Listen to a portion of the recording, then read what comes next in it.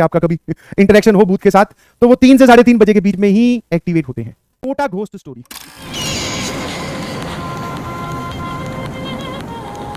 कोटा के दिनों की, ठीक है। कोटा में जब मैं क्लास 11th में गया तो वहां पर जो सबसे पहला पीजी था जहां पर रूम लिया, उसका थोड़ा आपको मैं डायग्राम समझा दूं। Yes, Kota ghost story. और प्लॉट क्या है, मतलब मैं आपको घर का नक्शा समझा रहा हूं। ये एक रूम बैक पीछे की तरफ, यहां पर ये मकान मालिक का घर खुद का था, बीच में बाथरूम, टॉयलेट या वॉशरूम कुछ भी बोल दीजिए, और ये दूसरा room. This is room 2, this is room 1। Sir उल्टा लिखिए, कोई बात नहीं। ये इसकी एंट्रेंस, मतलब ऐसे दो गेट थे, ठीक है। इसको बोल देते हैं बाथरूम, इसको वॉश। सुनते जाना आराम से। ये मेरे वाला कमरा था, इस कमरे में 2 लोग रहते थे, दोनों भाई थे, दोनों जेईई की प्रिपरेशन कर रहे थे। हम 3 लड़के थे, ठीक है। यस और नो? हाँ, विजुअलाइजेशन हर जगह होनी चाहिए ताकि आपको समझ में आए कि क्या सिनेरियो था। इसमें 2 लोग रहते थे, ये कमरा थोड़ा छोटा था तो मैं सिंगल रहता था, ठीक है। अब हुआ क्या कि ये वाले जो दोनों लोग थे, ये सुबह उठकर नहा धोकर पढ़ने वाले बच्चे थे, तो ये हमेशा नहा धोकर पढ़ाई करते थे सुबह उठकर। अपन लोग जो थे या फिर मैं जो था, वो मेरा नेचर था रात को पढ़ने का। रात को 12, 1, 2, 3, 4 भी बजने लगे थे। फिर बस ये था कि सुबह थोड़ा लेट उठ जाएंगे, बिकॉज क्लासेस शाम को होती थी।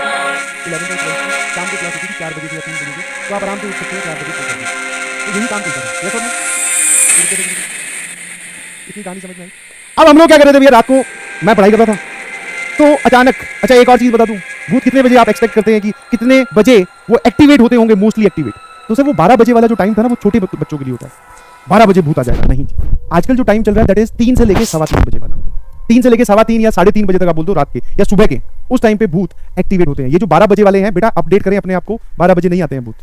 आपने शायद वो पैरानॉर्मल एक्टिविटी और वो सब नहीं देखा है, उसमें टाइमिंग ध्यान से देखना। और जहां पर भी आप कहानी सुनोगे और कभी भगवान ना करे आपका कभी इंटरेक्शन हो भूत के साथ, तो वो 3 से 3:30 बजे के बीच में ही एक्टिवेट होते हैं, ठीक है। तो 3 बजे के करीब क्या हुआ, 3-3:15 बजे के करीब मुझे बाथरूम में बाल्टी भरने की आवाज आई, ठीक है। और जैसा कि आप रिलेट कर सकते हैं कि जब हम बाल्टी टैप खोलते हैं तो पानी जब गिरता है तो बहुत तेज आवाज करता है, ठीक है, बहुत तेज आवाज करता है। तो उसकी आवाज मुझे अपने कमरे तक आई, मुझे ऐसा लगा कि बाथरूम में कोई बाल्टी भर रहा है। एंड ऑब्वियस कि रात को 3 बजे कौन बाल्टी भरेगा भैया, एक बार जाके देखते हैं। तो मैं गया बाथरूम में, कोई नहीं था, बाल्टी से भर रही थी, कोई पानी नहीं चल रहा था, बट आवाज आ रही थी। तो थोड़ा सा डाउट हुआ कि यार ये कौन है जो रात को 3 बजे बाल्टी भर रहा है। वो वाली रात एंड हो गई, सो गए, उठ गए, अगले दिन की बारी आई, फिर रात हुई, फिर 3 बजे या 3:15 बजे, 3:05-7 पर वही टाइम था, फिर से बाल्टी भरने की आवाज आई। मैं अपने ही कमरे में बैठा था, फिर निकल के देख के गया, फिर मुझे कोई नहीं दिखा।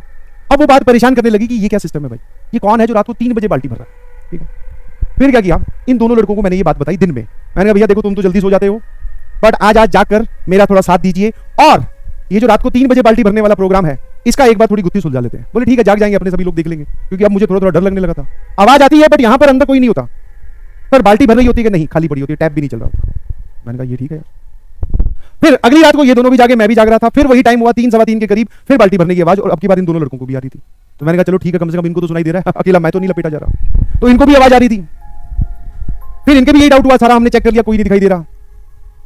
फिर अगले दिन हमने क्या किया, जो मकान मालिक थे हमारे, अंकल आंटी थे 2 बूढ़े, उनका एक बेटा और उनकी बहू और छोटा बच्चा भी था।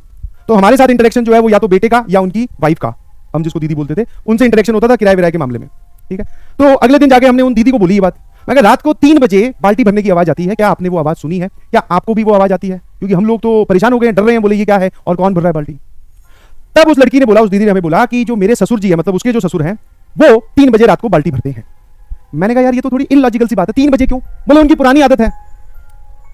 पुरानी आदत है मतलब कि बोले वो होते ना बुजुर्गों में कि एक पानी वेस्ट ना हो, जब सुबह पानी आए तो टंकी में जितना पानी यूटिलाइज कर सकते हैं उतना निकला हुआ हो, टंकी वापस रिफिल हो जाए, मोटर कम चलानी पड़े, उस प्रवृत्ति के हिसाब से उन्होंने बोला कि वो बाल्टी भर के रख देते हैं। अच्छा, इसमें एक मजेदार किस्सा और, मैं तो सुबह सो जाता था, वो जो दोनों लड़के सुबह उठ के नहाते थे उनको अपनी बाल्टियां भरी हुई मिलती थी, मतलब हम तीनों की बाल्टी बाथरूम में रखी हुई है, वो तीनों बाल्टियां भरी हुई मिल रही है। तो ये उसने बोला मुझे कि यार सुबह तो हमें तीनों बाल्टियां भरी हुई मिलती है, रात को यहां तो पानी चलता नहीं।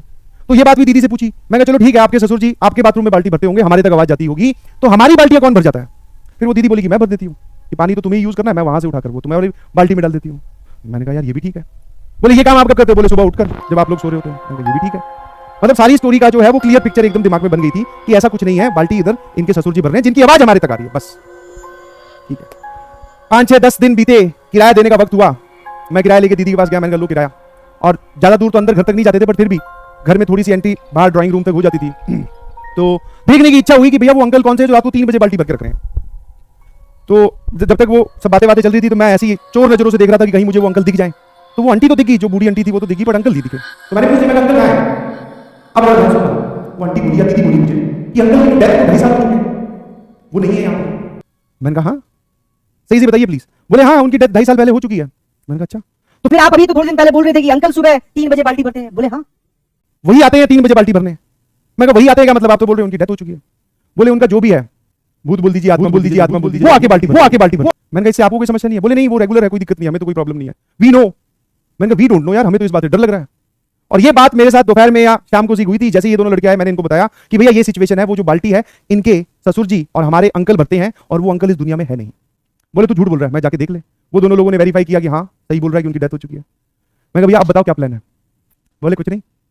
और वो तो दोनों एक साथ रहने वाले थे, तो वो तो बोले anyhow we can manage. मैंने कहा भैया मैं तो अकेला रहता हूँ, बाल्टी मेरी कोई ना भर दे। तो मैंने कहा अपने तो निकल रहे हैं। तो उस रात सिर्फ इनके साथ सोया जाके। मैंने कहा आज यहाँ पे अपने रूम में एडजस्ट कर लेते हैं, कल से अपने तो दिखेंगे नहीं। तुरंत कल ही दिखे। ठीक है, अब ना मुझे वो कभी दिखे, बट ये इंसिडेंट मैंने आपको सुनाया। अब होते हैं कि नहीं होते हैं उस पे उस चर्चा में नहीं घुस रहे हैं भैया। ठीक है, उस चर्चा में नहीं घुस रहे हैं कि होते हैं कि नहीं होते हैं। सर आपको दिखे बिल्कुल नहीं, बट हाँ जो इंसिडेंट है वो पूरा बता दिया। ठीक है, तो this is the ghost story of Kota. फिर मैंने पीजी शिफ्ट कर लिया, दूसरी जगह गए, पता कर लिया यहाँ पे कोई बाल्टी तो नहीं भरता है ना भाई। हाँ लिख रहा सर किराया दिया कि नहीं, बाल्टी तो चलो कोई बात नहीं, किराया दे दिया था, किराया तो वो छोड़ते थोड़ी है। हाँ किराया नहीं देता तो पता चला अंकल पीछे आ जाए, फिर आ जाए, फिर नहीं। ठीक है, अबे तुम्हें घोस्ट स्टोरी सुनाई तुम हंसे जा रहे हो, डर लगना चाहिए। ठीक है ठीक है ठीक है ठीक है, चलिए सर आज रात नींद नहीं आएगी। हाँ और अगर बाल्टी की आवाज सुनाई दे तो तुरंत कॉपी बंद, आईआईटीएन बाद में बनेंगे से पहले जान बचाते हैं, तुरंत मम्मी के पास। ठीक है, तुरंत मम्मी वाले कमरे में चले जाना। बोले नो वी डोंट, समझ गए ना। चलिए bye bye everyone, thank you, love you all. बहुत